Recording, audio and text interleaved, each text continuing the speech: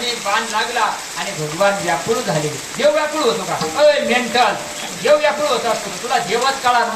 बरं व्याकुळ झाले आणि त्या अर्जुनाला आवराला त्या गोष्टी गैवरून यायला लागलं. रे चांगल्याला शरण जाणार नको, त्याला शरण जाशाना तुमचे दावे रेल्वेच घालावं लागते. चांगल्याला शरण जा म्हण माझे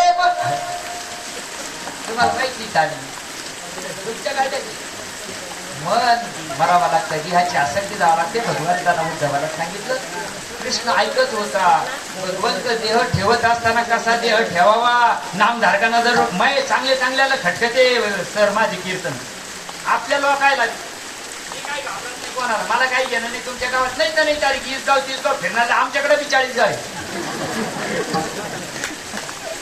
मग उद्धवाला सांगितलं उद्धवा आता यंगरटपणा सोडून दे. आता माये बोटावर मोजणे इतके मिनिटं माझ्या हातात राहिले. मी जी गोष्ट सांगतो ना ती नीट देव कान देऊ नाही.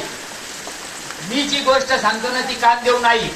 हो ज्ञानदेवा म्हणे मी चालेल सद्गुरूंना केले कोढे माता हात ठेवून पुढे विजाची वाहिले.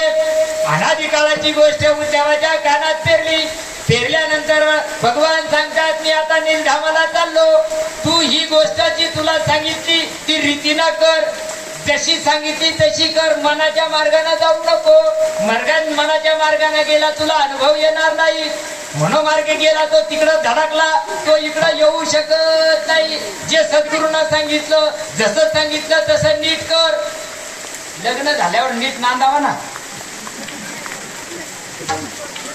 6 महिने बापाकडे 6 महिने नवऱ्याकडे राहून नांदता येईल का आया नाही ना. लेकरं बाळ होती का? अरे लेकरं बाळ व्हावा असं वाटत. संसार का अपूर्ण होतो लेकरं झाल्यावर बरं का. जोपर्यंत लेकरं होत नाही ना तसंच आहे. काय न पंच का पद्मिनीच्या सोहळे वाजेसी डोहळे कैसे होते. आणि अशी तू बैठ सांगू राहिली. चिरगुट्या बांधून वाढविले पोटन ते म्हणते देव देव करा. काय फाशी घेतो का देव करा. तू झाला कर. मग उद्धवाला ती गोष्ट सांगितली.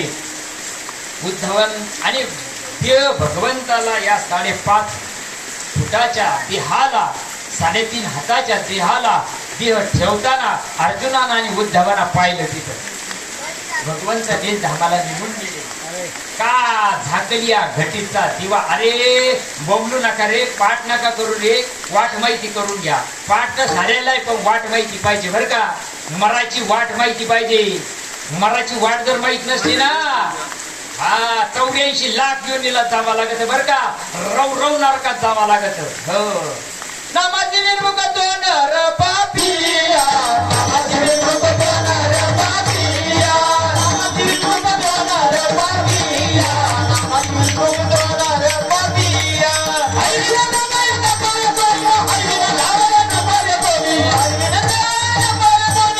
हरिला नमय नमय बोली. हरिला नमय नमय बोली. हरिला नमय नमय बोली. हरिला नमय नमय बोली. हरिला नमय नमय बोली. हरि मुखे मना हरि मुखे मना. हरि मुखे मना हरि मुखे मना. हरि मुखे मना हरि मुखे मना. हरि मुखे मना हरि मुखे मना. हरि मुखे मना हरि मुखे मना. हरि मुखे मना हरि मुखे मना. नामासी विमुक्त होणार पापिया. तू कीर्तन कर नाही तर भागवत कर नाही तर रामायण कर. अय तो नर पापिया सांगितला. नामाचाच पत्ता नाही. नावाला नाम म्हणतोस काय. बायकोला बहीण म्हणतो काय रे. ए पागल बायकोला बहीण म्हणतोस काय. कळत नाही का. उतरू नाही का डोक्यात. नाम कशाला म्हणते. सगळ्यांच्या नावात काय फरक आहे. मला येऊन भेटतो माझं तुला काय फरक आहे. येण्याच्या हळदी स्वतः करायचं नाही दुसऱ्याला करून द्यायचं नाही. कोंबड्याच्या जातीचे लोकही स्वतः करत नाही दुसऱ्याला करून देत नाही. आणि ती गोष्ट उद्धवानं बद्रिकाश्रमामध्ये गेले. विदुर काकाच्या मार्गाने केली बरं का. मनानं चालत नाही. इथं गुरुला पाठमोरे झाले. गुरुवर आक्षेप घेणारे लोक पैदा झाले. आता त्याने तुला पैदा केले त्याच्याच विरुद्ध उभा राहिला. म्हणजे मला सांगा ना. गुरु बिना साखळीचे कळे. अरे कशाला म्हणतात गुरु? गुरु व्हायचे हाव, महाराज व्हायचे हाव. कशाला म्हणतात? की परंपरेने आली गोष्ट उद्धवाला कळाली, त्याला धर्म म्हणतात. आणि तो धर्म उद्धवाच्या माध्यमातून, अक्रूराच्या माध्यमातून तो धर्म लोप पावला. ज्ञानोबरायाने त्याला जिवंत समाधी दिली. हो, ज्ञानोबरायाने त्याला काय केलं? जिवंत केलं.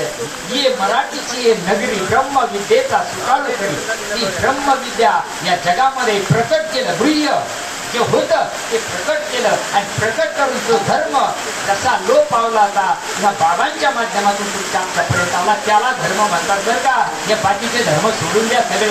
सगळे धर्म सोडून द्या. एकच धर्म आहे आपली ओळख. आपण कोण आहोत याची ओळख, त्याला धर्म म्हणतात. आणि जो धर्म करता भगवान परमात्मा अवताराला येतो. अभंगाचं पहिलं चरण.